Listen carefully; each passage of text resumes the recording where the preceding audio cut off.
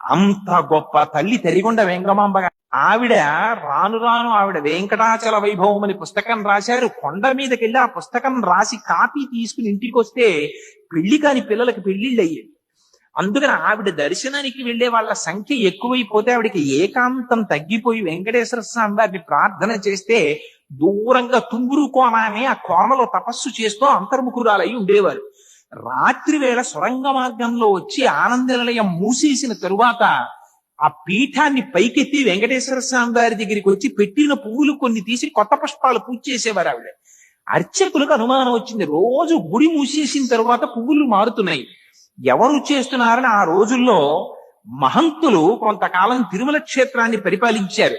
ఒక మహంతు ప్రధాన ద్వారం తలుపులు మూసేసిన తర్వాత లోపల కూర్చున్నారు. ఒక రాత్రి వేళ తరిగొండ వెంగమాంబ గారు దివ్య తేజోమూర్తి అయి ఆ ఫలకాన్ని తొలగించి లోపలికొచ్చి పూజ చేయడం దర్శనం చేశారు.